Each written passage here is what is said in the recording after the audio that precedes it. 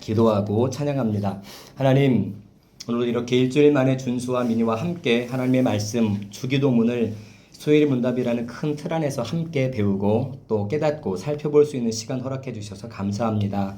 오늘도 간절히 구합니다. 우리의 눈과 마음과 귀가 또 입이 하나님께 대하여 또 하나님의 생명의 말씀에 대하여 활짝 열려질 수 있도록 성령께서 우리 마음 가운데 임재해 주시고 또 우리 마음을 붙들어 주셔서 하나님의 말씀만 들리는 거룩하고 복된 시간 되게 하여 주옵소서.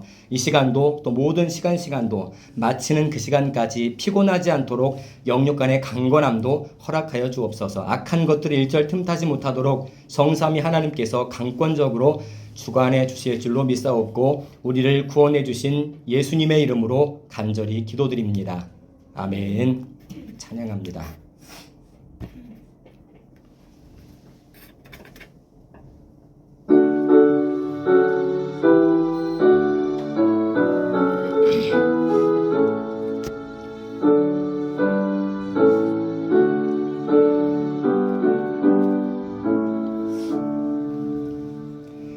복 있는 사람 악인의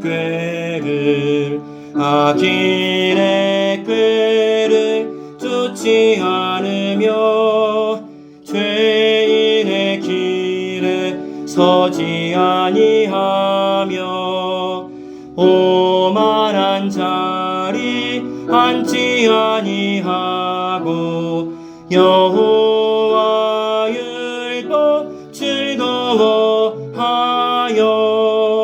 주야로 묵상하는 자로다.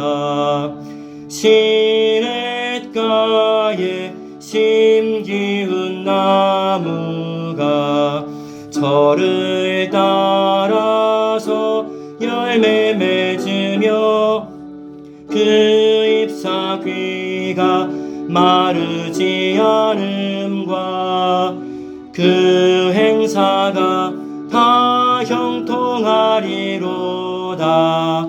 악인들 그렇지 아니하며 오직 바람에 나는 겨갔네. 그러므로 악인들 그들은 하나님 심판 견디지 못해 의인들 모임 들지 못하리라. 의인의 의인들의 길은 여호와께서 인정하시나 악인의 길은 망하리로다. 아멘. 마태복음 6장 12절 말씀 우리 함께 한 목소리로 봉독합니다. 우리가 시작. 우리가 우리에게 죄 지은 자를 사하여 준 것 같이 우리 죄를 사하여 주시옵고. 아멘. 자, 계속해서 지도를 봅니다. 우리가 지금 이 시간을 나가고 있죠. 주기도문. 오늘이 다음 주가 마지막 시간이네요. 오늘이랑 다음 주가 주기도문. 주님께서 우리에게 가르쳐 주신 기도를 함께 계속해서 살펴보고 있습니다. 자, 105번째 질문을 드립니다. 질문에 그대로 대답해 주시기 바랍니다. 다섯째 간구에서 우리는 무엇을 기도합니까? 우리가 우리에게 죄 지은 자를 사하여 준 것 같이 우리 죄를 사하여 주시옵고 라는 다섯째 간구에서는 하나님께서 그리스도를 보시고 우리의 모든 죄를 값없이 용서해 주시기를 구하는 것입니다. 주님의 은혜 덕분에 우리가 다른 사람들을 진심으로 용서할 수 있게 되었기 때문에 우리가 격려를 받아 담대히 이런 기도를 할 수 있습니다. 아멘. 들어가는 말입니다. 오늘은 주기도문에 벌써 총 6번째 간구 중에 5번째 간구로서 우리의 죄를 사하여 주시옵고, 뒤에도 크게 써놨죠. 이 부분을 살펴보려고 해요. 우리가 지난주 기도 내용 혹시 기억해요? 오늘은 써놨으니까 지난주 기도가 어떤 기도인지 혹시 기억나요? 오늘 우리에게 일용할 양식을 주옵시고. 빨리 생각났어요. 맞아요. 자, 그 기도랑 이 기도가 연결되는 이렇게 연결됩니다. 오늘 우리에게 일용할 양식을 주옵시고. 만약에 일용할 양식 주옵소서 하면 끝나죠. 그렇죠? 근데 수옵소서라 끝나지 않고 일용할 양식을 주옵시고 그 다음에 우리가 우리의 죄를 사해 준 것 이어져요.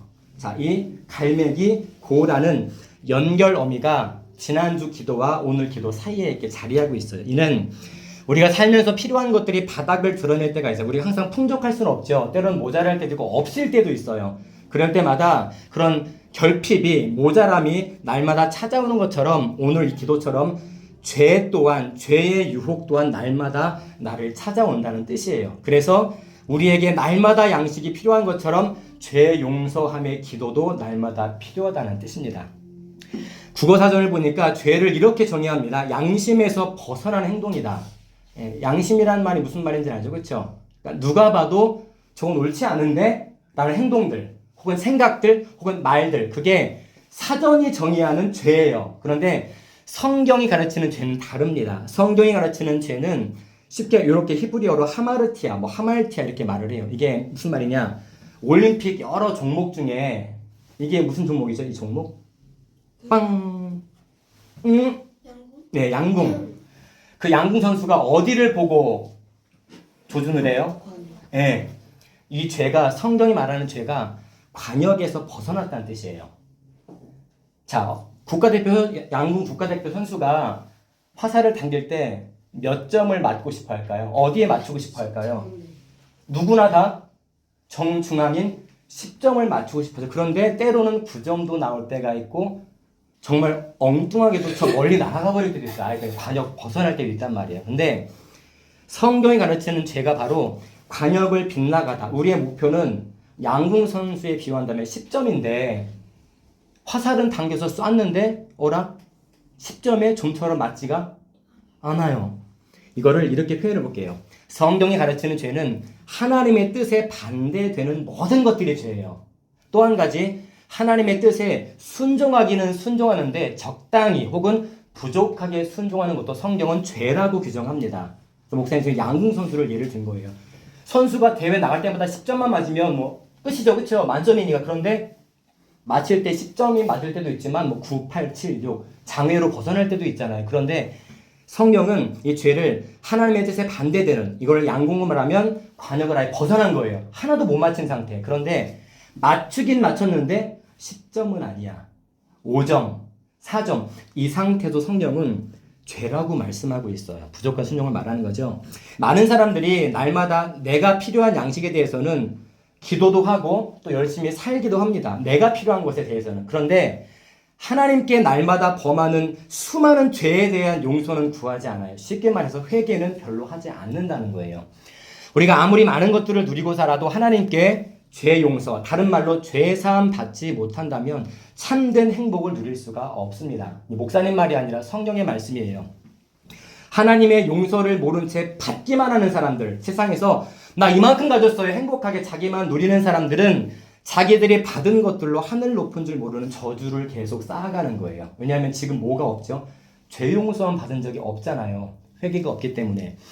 우리가 하나님께 받을 수 있는 가장 큰 선물이 뭘까요? 건강일 수도 있고 돈일 수도 있고 명예, 권력 많은 것들이 있지만 우리가 이 땅에 살면서 이 선물은 주시면 좋겠다가 아니라 반드시 받아야 할 선물인데 우리가 하나님께 받을 수 있는 가장 큰 선물은 목사님 빨갛게 표시해놨죠? 죄 용서입니다. 이게 무조건 해결돼야 돼요. 그래서 5번째 기도를 가르쳐 주신 주님께서 마태복음 6장 14절로 15절에서 다음과 같이 말씀해 주셨어요. 함께 볼까요? 14절 15절입니다. 너희가 시작. 너희가 사람의 잘못을 용서하면 너희 하늘 아버지께서도 너희 잘못을 용서하시려니와 너희가 사람의 잘못을 용서하지 아니하면 너희 아버지께서도 너희 잘못을 용서하지 아니하시리라. 아멘. 이게 지금 주기도문의 어간에 포함되어 있는 말씀이에요. 너희가 사람의 잘못을 용서하면 하늘 아버지도 너희 잘못을 용서해 주셔. 그런데 너희가 사람의 잘못을 용서하지 아니하면 하늘 아버지께서도 너희 잘못을 그대로 두신다라고 말씀하고 있어요. 로마서 6장 23절에 보면 무슨 말씀이 있습니다. 죄의 싹은 사망이요. 싹이란 말은 어떤 노동자가 내가 수고의 대가로 돈을 받는 걸 말해요. 싹. 일당, 시급, 월급이 될 수도 있겠죠. 우리 생각에 아무리 작은 잘못이라 할지라도 하나님의 기준으로는 굉장히 심각한 죄입니다. 우리 스스로는 이 잘못은 이거 조금 작은 잘못 같아. 근데 이거는 이거 너무 큰데? 이거 걸리면 어떡하지? 그런 잘못들이 있죠. 내가 자꾸 판단을 해요. 이거는 작은 죄, 이거는 큰 죄. 그래서 나라에도 헌법이 있잖아요. 그래서 이 도둑질을 하면 도둑질하는 사람을 사형하진 않죠. 그런데 어떤 사람이 사형이면 사형에 준할 만큼 극악무도한 죄를 지었을 거 아니에요. 그런데 하나님 보시기에 목사님이나 여러분들의 그 크고 작은 죄는 크고 작음이 없어요. 그냥 하나님 앞에서는 다 심각한 죄라는 거예요.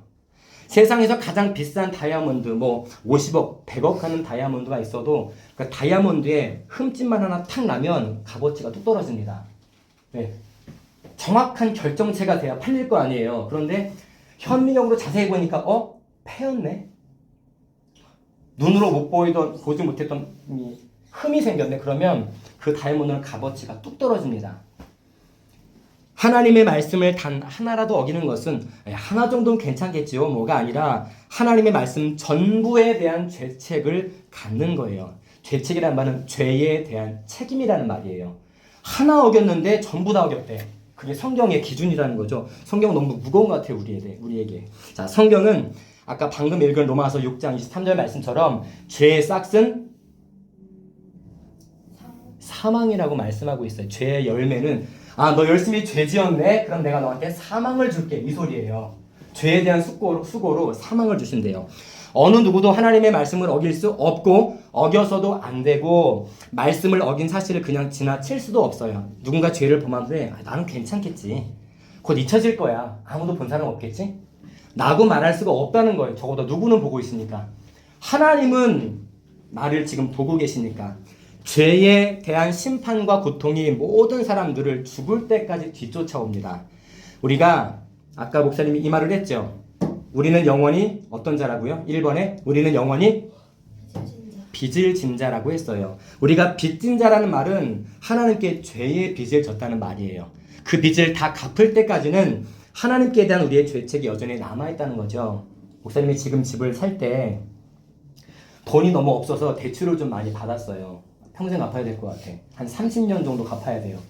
30년 정도 갚아야 된다는 말은 적어도 30년 동안 뭐 해야 된다는 거죠? 일해야 된다는 거예요. 그때는 할아버지인데 너 어떻게 이러지? 그런데 아무리 이 세상에서 빚이 많아도 내가 건강만 하면 또 열심히 일해서 꼬박꼬박 월급을 주는 직장이 있다면 언젠간 그 빚이 갚아질 거 아니에요. 오랜 시간이 걸긴 하겠지만 그런데 하나님께 대한 죄의 빚은 우리가 갚을래야 갚을 수가 없어요. 왜냐하면 그 빚은 영원한 빚이라 그래요. 영원한 빚. 우리가 영원히 살 수 있나요? 영원히 돈 벌 수 있어요? 올해 살아봤자 100살인데 세상에서는 내가 대출받은 돈은 갚을 수 있지만 하나님께 대한 죄의 빚은 인간이 죽었다 깨어나도 갚을 수가 없어요. 그래서 성경은 죄의 싹은 너가 갚을 수 있어가 아니라 죄의 싹은 사망이라고 말씀하는 너희들이 못 갚는다는 거죠. 많은 교회들이 아마 주변에도 이런 교회들 많을 거예요. 이런 말을 자주 사용합니다. 하나님은 당신을 사랑하십니다. 현수막에도 막 써놔요. 길 가다 보면은 어떤 아무개 교회 하나님은 여러분을 기다리십니다. 여러분을 사랑하십니다. 이런 표현을 아주 자주 사용합니다. 아무리 많은 잘못을 저질렀어도 하나님은 여전히 당신을 사랑하십니다.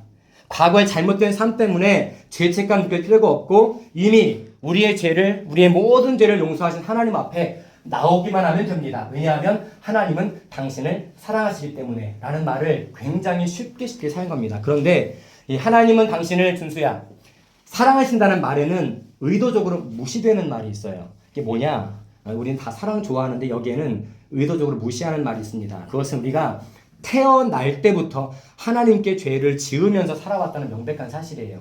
근데 이런 것들은 강조하지 않습니다. 여러분 죄 얘기 들으면 회개 얘기 들으면 하나님의 심판 얘기 들으면 기분 일단 나쁘잖아요.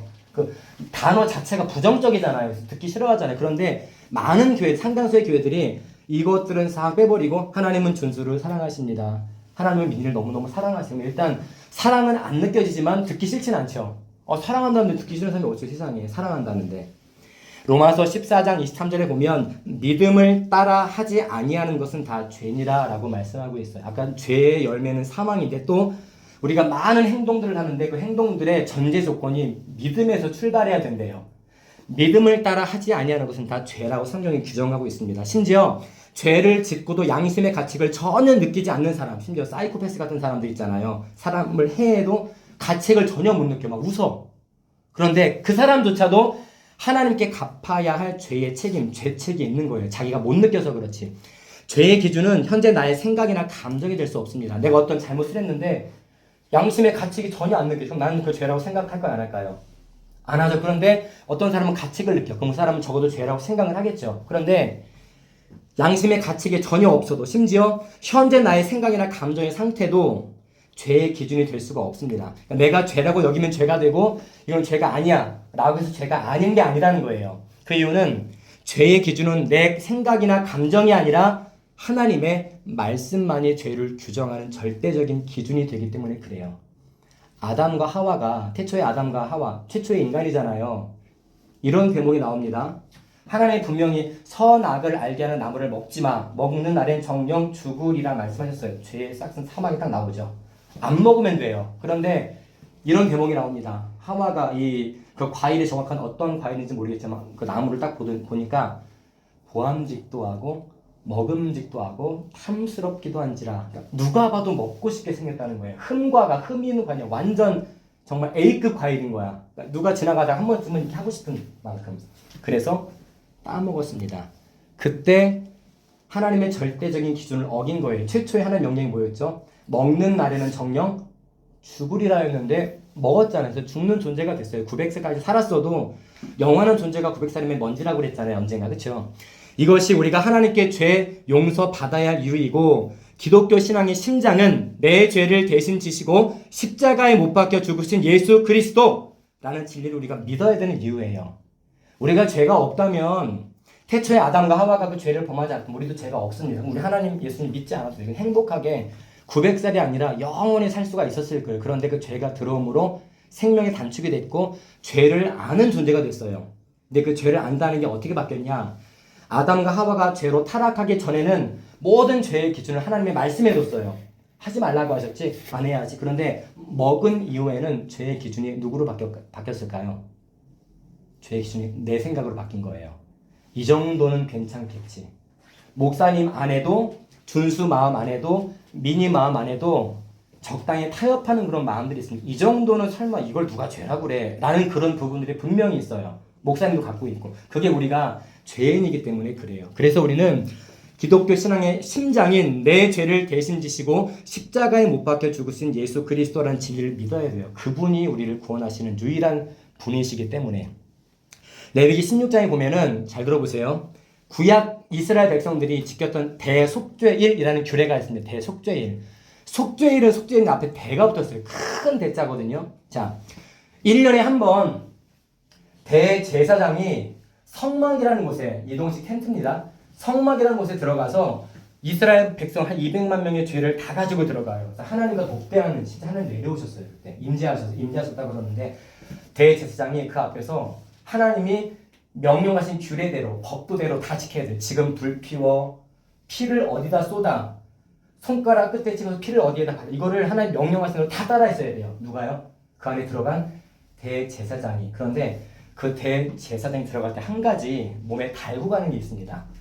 방울을 하나 달고 해요. 방울은 어떤 용도죠? 흔들리면 소리? 네, 딸랑딸랑 소리가 나잖아요. 그걸 왜 달고 갔을까? 대제사장이 백성들의 대표이긴 했지만 대제사장도 사람이죠. 대제사장도 죄를 지을 수 있죠. 죄인이죠. 근데 그 죄인이 백성들의 죄를 가지고 하나님을 만나러 가는 거예요. 그런데 백성들이 밖에서 정말 숨죽여 기다립니다. 지금 어떤 시간입니까? 우리의 죄를 용서하시는 시간이라 찍소리도 못해 기다리는 거예요. 지금 대제사장은 성막 안에 들어가는 모습이 안 보인단 말이에요. 그런데 그 대제사장이 지금 살아있나 죽어있나를 뭘로 알 수 있을까요? 소리로 하는 거예요. 죽어요? 하나님이 그 대제사장을 받지 않으시면 그 자리에서 죽이셨어요. 그 제사장의 죄 때문에. 그래서 1년에 한 번 대제사장이 성막, 지성소라는 안에 들어갑니다. 거기에서 연기를 피워요. 그래서 하나님이 직접 이렇게 보는 게 아니에요. 순수를. 우리가 하나님 보면 죽어요. 그래서 하나님이 이렇게 배려를 해주셨어. 너 그러면 내 앞에서 연기를 피워. 연기가 막 피우면 잘 앞이 안 보이잖아요. 안개처럼 생겼으니까.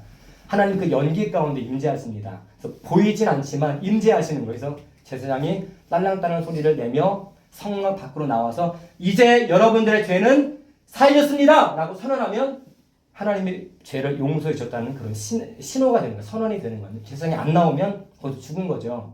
자, 보세요. 레위기 16장에 아론이라는 사람이 나와요. 아론의 직무는 대제사장입니다. 우리가 잘 아는 모세의 형이에요. 근데 모세는 들어가지 못해요. 제사장이 아니니까.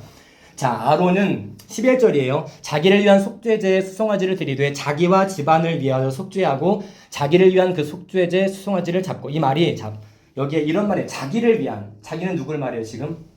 아직 성막에 들어가기 전인 아론 자기를 말해요.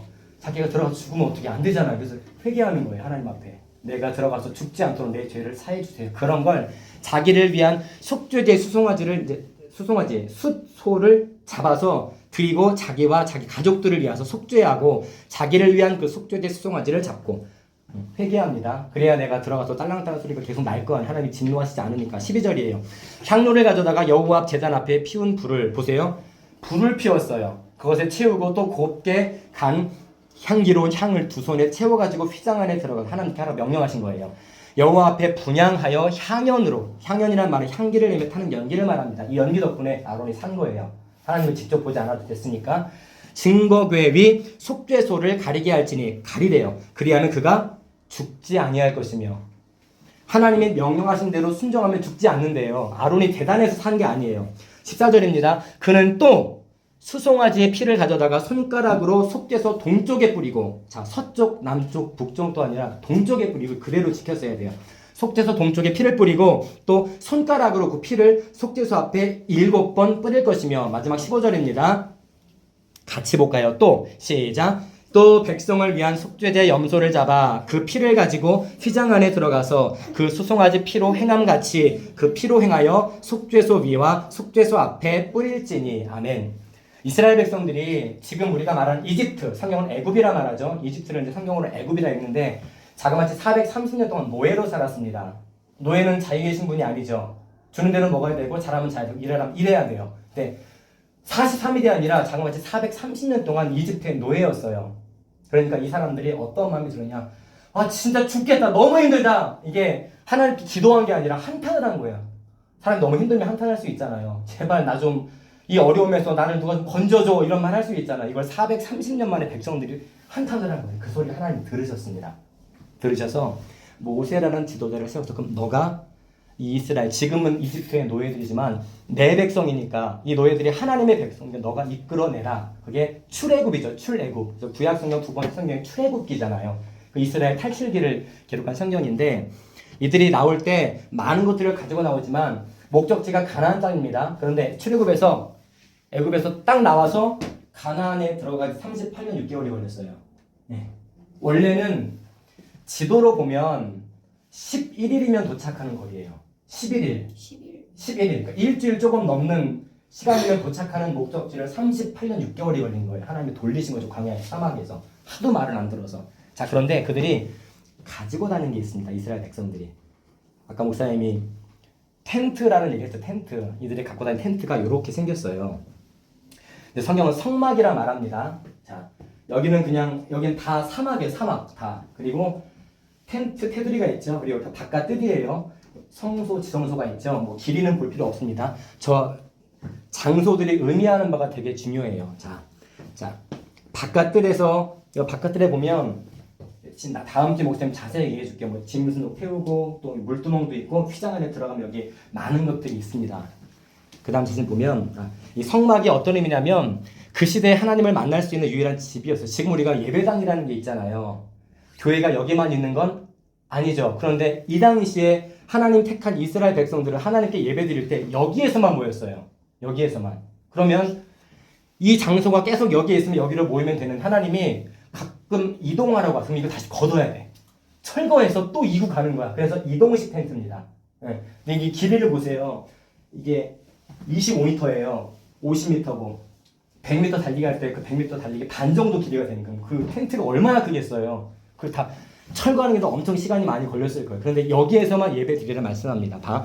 하나님께서 나아가는 유일한 통로입니다. 성막 전체는 훗날, 잘 들어보세요. 성막 전체이 성막인데 성막 전체는 훗날 육신의 장막, 장막을 영어로 텐트라고 그러죠. 육신의 장막을 입고 오신 예수 그리스도를 상징하는 거예요.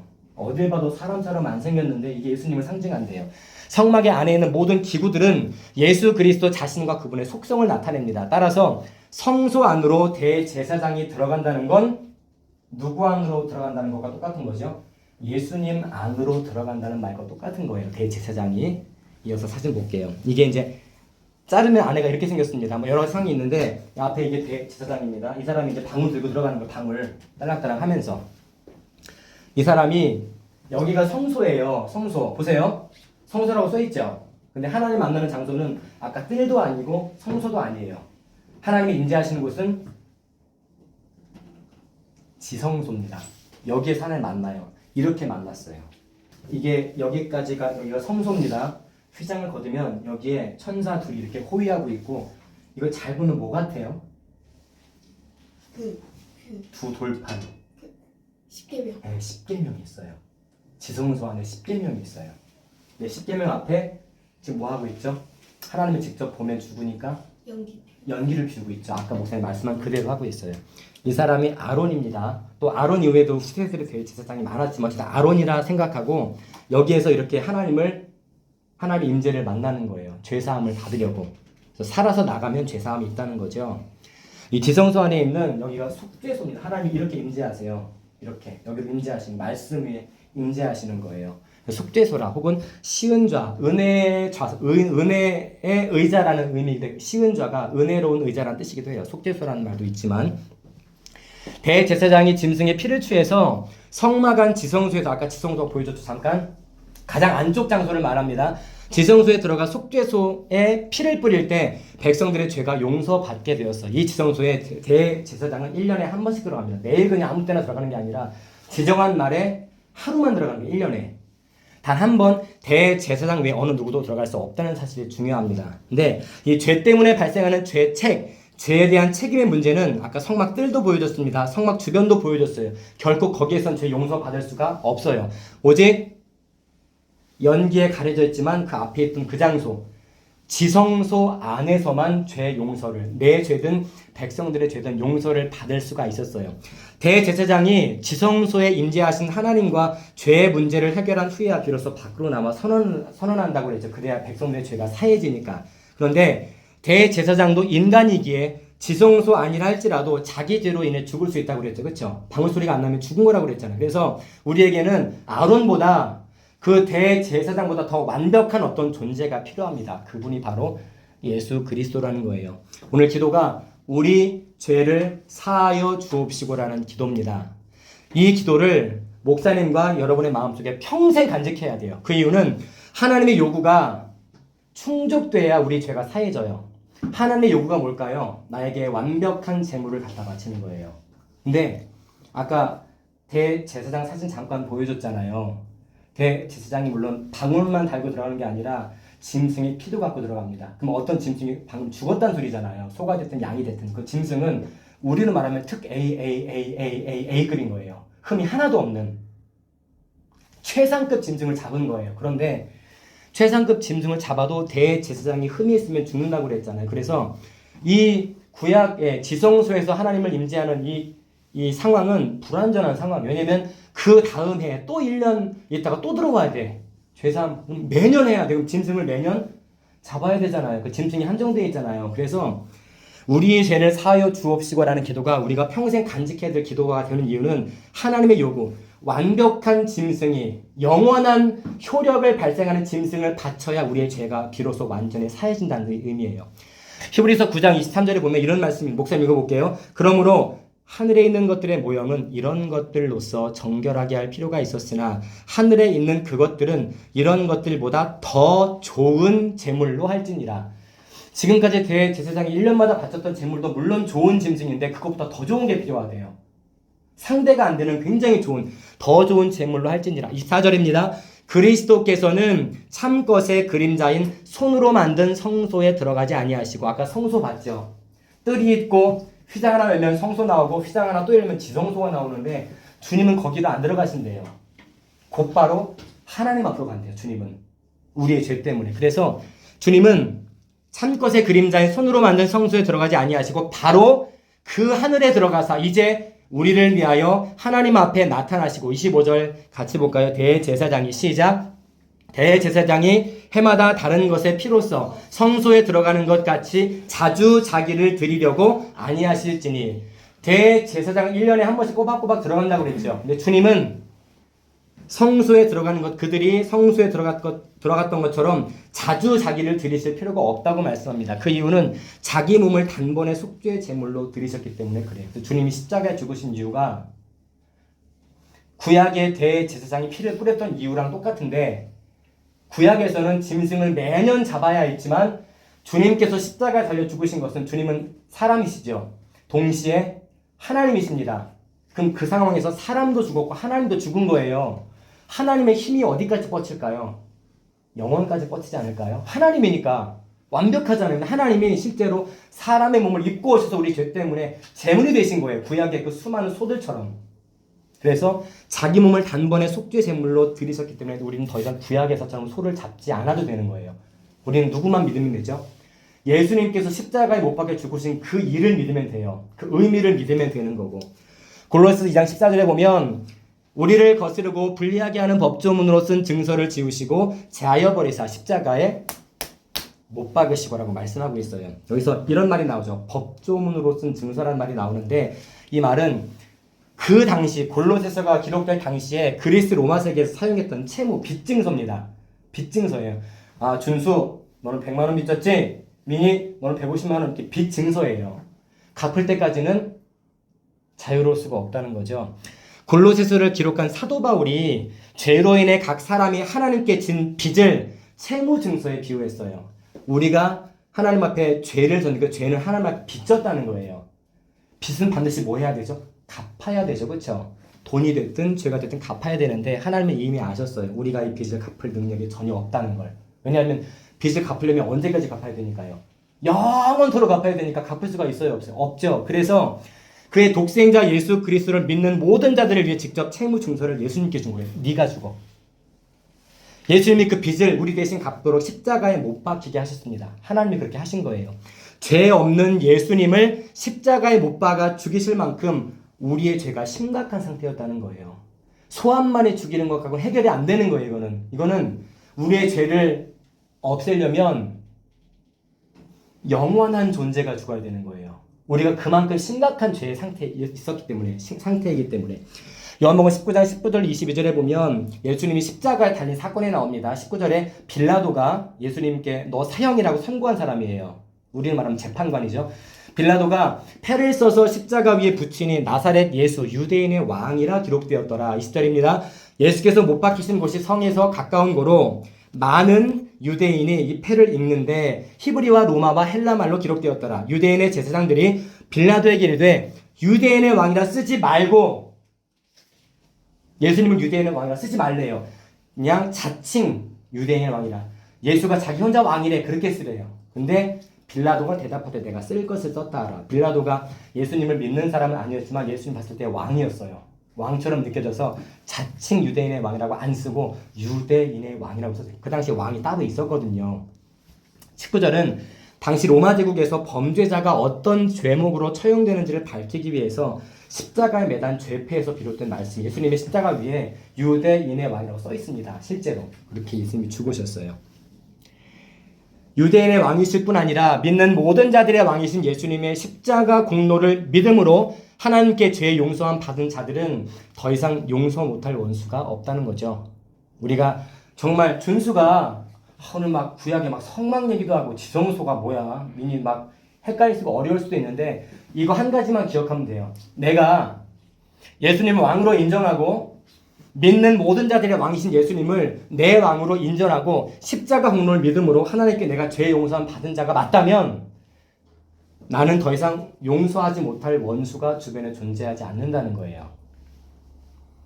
다섯째 간구에서 우리가 우리에게 죄 지은 자를 사하여 준 것 같이 라는 기도는 자신의 죄가 그리스도의 십자가 공로를 믿음으로 하나님께 용서받은 자들, 내 죄가 예수님에게 십자가를 믿음으로 하나님께 용서받은 자들은 그 결과로 어떤 열매가 나타나는가, 다른 사람의 죄와 잘못을 마음에서부터 실제 행동으로까지 용서하게 된다는 거예요. 그런데 저 사람 너무 배기 싫어. 주님, 제가 저 사람은 용서 못할 것 같아. 이 말은 나는 아직 하나님께 용서받은 적이 없다는 걸 증명하는 거예요. 그런데 내가 용서의 은혜가 있다면 용서해 주는 거예요. 과거에 어떤 목사님 아들이 일제시대 때 아들 2명이 일본 순사, 그러니까 나쁜 놈들한테 이렇게 총살을 당합니다. 아무 잘못이 없이. 이 목사님 마음이 어땠겠어요? 아들이 하루아침에 2명이 죽어버린 거예요.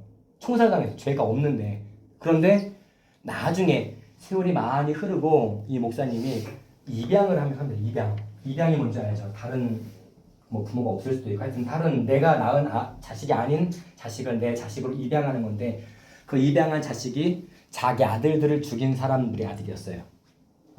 자기 원수의 아들을 입양한 거예요. 그분이 나이가 많이 드셨죠. 그 아들이 컸으니까 할아버지가 됐는데 하나님께 용서받은 증거가 어떻게 나타나는가? 아니 내 자식들을 죽인 사람들의 아들을 내 자식으로 입양한다. 이게 여러분 상식적으로 이해가 돼요? 우리 머리로는 목사님도 이해가 잘 안 돼요. 그런데 하나님께 용서받은 사람은 누구도 이렇게 용서할 수 있는 거예요. 쉽지 않겠죠? 야 그래 내 아들 이렇게 힘들었을 거예요. 돌아서서 많이 오셨을 것 같아요. 저 사람의 부모가 저 내 아들의 입양한 이 사람의 부모가 내 2 아들을 총쏴 죽였는데 그 사람의 아들을 내 아들로 양자로 입양했다? 아마 피를 토하는 마음으로 굉장히 많이 울었을 거예요. 그런 결국은 아들로 받아들인 거예요. 그게 하나님께 죄 용서함 받은 자들에게 나타나는 용서의 열매입니다. 하나님의 은혜를 입은 자는 결코 옛날과 같은 복수나 시기심으로 살아갈 수가 없다는 거예요. 이제 계속 정리해 볼게요. 마태복음 18장 21절 22절은 다음과 같이 말씀합니다. 자, 한번 같이 볼까요? 18장 21절 22절. 그때 시작. 그때 베드로가 나와 이르되 주여 형제가 내게 죄를 범하면 몇 번이나 용서하여 주리이까? 7번까지 하오리이까? 예수께서 이르시되 내게 이르노니 7번뿐 아니라 7번을 70번까지라도 할지니라. 쉽게 말해서 이거예요. 당시 유대인들은 어떤 사람이 잘못했을 때 그래 내가 너 3번까지 봐줄게. 이게 관례였어요. 한 번만 용서해줘도 대단한 건데 3번이면 많이 참은 거 아니에요? 거기에 베드로가 또 질문을 주님 몇 번이나 용서해 줄까요? 7번까지 하면 괜찮을까요? 자기 딴에는 그래 내가 어떤 사람을 똑같이 잘못을 7번 하는데 7번까지 내가 용서하면 나 꽤 괜찮은 사람처럼 보이겠지라고 생각했던 것 같아요. 그런데 주님은 베드로에게 이렇게 말씀하십니다. 내게 이르노니 7번뿐 아니라 7번을 70번까지라도 할지니라. 자, 곱셈 빠른 사람은 7 곱하기 70은? 490. 네. 그럼 이게 정말 횟수로 그럼 너 딱 490번까지만 용서해줘 그 말씀일까요? 계속 용서하라는 거예요. 그게 하나님께 용서받은 자의 열매라는 거죠. 그러한 자가 주님의 진정한 제자임을 가르쳐 주었어요. 용서의 횟수를 세지 말라는 거예요.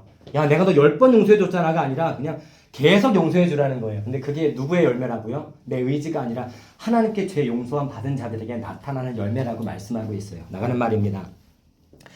다른 사람의 죄를 기꺼이 용서하는 것은 하나님께 죄 용서함 받았음을 나타내는 열매예요. 우리는 날마다 말, 생각, 행동으로 죄를 짓기 때문에 그 죄를 평생 하나하나 다 세본다면 아마 셀 수가 없을 겁니다. 너무 많아서. 죄는 단순히 하나님 앞에 실수한 게 아닙니다. 아까 죄는 뭐라고 그랬죠? 하나님 앞에 빚을 짓는 거라고 그랬잖아요. 빚을 짓는 거예요. 갚지 못하는 죄의 빚은 오직 예수 그리스도의 십자가 공로를 믿고 회개하는 자들만이 하나님으로부터 용서받는다고 성경은 아예 규칙을 정해놓으셨어요. 그리스도를 믿는 믿음으로 완전한 죄 용서를 받았다는 것은 하나님의 은혜가 얼마나 큰지 안다는 거예요. 따라서 우리가 다른 사람의 죄를 마음에서부터 진심으로 용서할 때 하나님의 용서하심과 은혜를 받은 자로 세상에 드러나는 거예요. 저 사람은 저 상황에서 용서가 돼? 그럼 그 사람은 크리스찬인 거예요. 아, 정말 용서의 은혜를 받은 사람이구나. 주님이 우리를 죄 가운데 건지시고 용서해 주셨듯이 우리도 다른 사람을 용서하고 또 용서하고 또 용서해서 그리스도의 사랑을 드러내며 살아야 하겠습니다. 기도합니다. 하나님, 오늘 준수와 미니와 또 일주일 만에 함께 모여서 주기도문의 5번째 기도 함께 살펴보았습니다. 우리의 죄를 사하여 주시옵고 이 기도를 통하여서 우리의 삶 가운데 예수 그리스도의 십자가 공로를 믿음으로 우리의 그 큰 심각한 죄악들이 하나님께 용서함 받아서 그 죄 용서함 받은 열매가 우리와 관계하는 모든 사람들의 잘못, 나에게 잘못하는 모든 사람들을 용서하고 또 용서하는 모습으로 나타나게 하사 이 세상 속에서 우리가 하나님께 죄 용서함 받아 하나님의 자녀로 살아가고 있음을 드러내며 살게 하여 주옵소서. 새롭게 허락하신 한 주간도 하나님 앞에 사랑을 입은 자답게 용서하고 또 섬기며 또 사랑하는 준수와 또 미니의 삶이 될 수 있도록 은혜를 베풀어 주옵소서. 감사드리며 예수님의 이름으로 간절히 기도드립니다. 아멘.